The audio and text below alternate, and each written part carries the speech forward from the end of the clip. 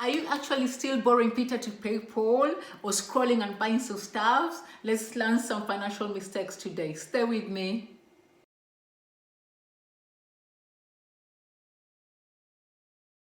Hello there, I'm Nicole Hanselmann. If it's your first time here, please consider subscribing. On my last video, I shared too much. It was reveal. I went all the way to my childhood. I started my financial journey there, all the way to my dumbest financial mistakes. So today you're trying financial literacy. I tried to break it down. I'm just kind of reviewing it. I tried to break it down into 10 points. So let's see, what are those mistakes you're doing? Still in the middle of a pandemic, post COVID-19, we don't want to keep on doing the same things. You can't keep on doing the same things and expect a different result. No, not gonna happen. So let's learn from each other. Okay, for me, I thought let's put this as point number one. Point number one, living on borrowed money. Sometimes you can't help it. If you watched my last video, I shared my story about, the begging and stuff, But living on borrowed money, some of us, what are we doing? We're borrowing Peter to pay Paul. But what should we be doing? We have Corona. What should we be doing? There's no, for others, there's no other place they can find money, a hassle. So what should we be doing? Sit down with Peter and speak to Peter, tell him your circumstances. He might be in the same boat as you, but if you don't ask, you don't get. If you don't ask, the answer is always no. Certainly no. So you sit down with Peter and tell him your circumstances. If you keep on borrowing, what you end up doing is being stuck in this vicious cycle. I might as well compare you to a person who is trying to get somewhere, but they're just on a treadmill. You keep on running, but you're not gonna get anywhere. Cool? So stop borrowing Peter to pay Paul. Number two, you're doing it. I know I was doing it until very recently. Is this recurring payments? We still, keep on paying them. Let's say for instance, TV license, gym membership. You don't like going to the gym anyway. COVID or not COVID-19, you don't like going to the gym, possibly. Why are you paying for that? For me, it was TV license. Mine, it was more of, it's just £12. Let me pay them. I don't want people knocking here and starting to tell me, oh my God, you've not paid for your TV license. I don't watch the TV. What helped me is actually, I changed the setting of my place and I realized the cable wasn't gonna look too good reaching there. So I decided, you know what? I don't watch TV.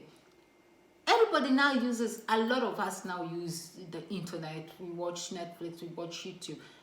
Nobody's watching normal TV anymore. Why am I still paying for this? For years and years, I'm giving them free money. No, I want my money in my pocket. So I canceled my TV license. That's a reveal, but let them know I'm not using TV. So if you're doing that, you're losing money. Okay? Okay, so for point number three, my point number three and point number four, they're kind of together and kind of separate. You decide. It's excessive spending and buying of luxurious items. Excessive spending because we are bored, aren't we? And what are we doing? You're trying to fill the void with, spending on Amazon or, e-commerce is like making a lot of money. Amazon is ranking it in big time. What we're doing, buy that. Just clicking at items and buying things we don't need. And about luxurious items, some things are wants to others, some things are needs. For instance, a car. If you wanted to buy a car right now and you're being offered, car finance, think about it. Check your circumstances. Martin Lewis says you need to follow him. He's really good. He can help you organize your finances. He says, go through a 3-step mantra. He advises you to do what? First, do I need this item? 2, can I afford this item? And 3, will I even use it? If you say no to any of this, don't buy that item. Ladies, you're guilty as charged. Those handbags, those shoes, at least I stopped doing that. Story for another day. They're gathering dust, they steal out the labels on and stuff. Why do you have all those bags and shoes? excessive spending, buying of luxurious items, just maybe so our friends to see us that we have them. Oh, cool. Okay. And number 5, budgeting. That's one thing we really need to be doing. We really need to be doing it. Whether you know accounting or not, it will be a big mess. It will get worse before it gets good. It needs practice. I'll compare it to a muscle. The more you exercise it, the better it will become. So just bear with the mess. You learn through it. You'll get better with time. Forgive yourself for not knowing. Yeah? Just keep on practicing. When you budget, you get to see where you're losing your money, the mistakes you're doing. They say if you fail to plan, you plan to fail. So look into that. Okay, is it number 6 or what? Living on borrowed money, payment of recurring payment and stuff, excessive spending. We have buying of luxurious items, budgeting. Okay, number 6, investment. Yes, people are investing in the middle of COVID-19. People are. I know of a farmer who's talking about 6 months from now, he'll be doing good. Okay, I wish him the best, but he's doing his job, and that's what we could be doing, If you have any savings, these are the times in times of crisis, that's when people invest. But still, do your homework. Don't jump into something without looking into it. Number 7, delegating, and trusting. I've spoken about delegating before, but in a different context. This one is more of, the last one I meant, if you're in financial trouble, it's good to delegate your the finances, share it with somebody, your partner. Tell them you can't afford it this time, they help you this time round, help each other around. It could be a partner, it could be anybody. But this time round, in the context of making financial mistakes, I mean that don't go giving somebody a job you could do yourself. If you have to, say because of these times you can't be physically somewhere, you have to do your due diligence before trusting somebody with your money and giving them your money to do the job for you. Don't go giving people your money. You want to keep our money in our pockets or somewhere growing. Don't trust people with your money. Even if they're an expert, check their reviews. Research about them. Get to know so much about them. Don't keep on losing money. Okay, we are number 8 now. Number 8, denial. Acceptance is the beginning of healing. Accept who you are, accept your circumstances, accept that you are maybe a big spender, accept that you can't afford things, so ask help for charity. Don't go trying to just live the kind of life that people knew of, Just accept your circumstances have changed. You might have had a good job and you could afford that car that time and that house.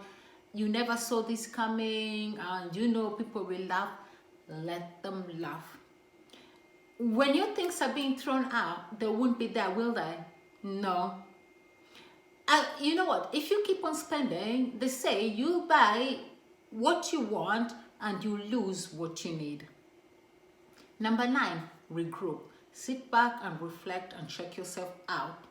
Joe Dispenza, my recommendation for today, Dr. Joe, my recommendation for today, you can find him on YouTube. He says, when you invest in yourself, you invest in your future. Your personality creates your personal reality, and your personality includes the way you feel, the way you act, and the way you think. Number 10 is seek help. Yeah, ask for help. I know currently in England, people have gone to universal credit and asked for financial assistance. People have asked their banks, their lenders to give them a breather. You just find out what you can do. Seek help, ask people, ask your friends. A friend of a friend might know of a charity. God will go around, you'll get the help you need. Don't go it alone. Whatever you do, never try to go it alone. Never try to do things on your own. It's a mistake. You're gonna go mad in this world. You're gonna lose it. Anyway, question for today. What do you think that will come what may, you can't be without? Right? I know smartphones are one of, it's like out there. People know they can't do without the smartphones. What is it that you know you really can't do without? That's the discussion for today. And okay, I know for me, like things like cars, I don't know how I would manage without it. I can't get to work, I can't do this, I can't do that. So, you know when somebody says and I'm thinking, do you really need it? You're thinking, yeah. Say for you, for instance, sorry, I'm just finishing off. For you, for instance, you've got a car and you calculated that if you didn't have your car, you would need like 3 buses to your workplace and 3 buses back. You calculated it, the time consuming process. You've calculated, I don't know what, it's not working for you. You're the only one who knows your circumstances. Then you can forgive yourself for that. So in the discussion, tell me what is your rigid about when it comes to finances. Thank you for watching and bye.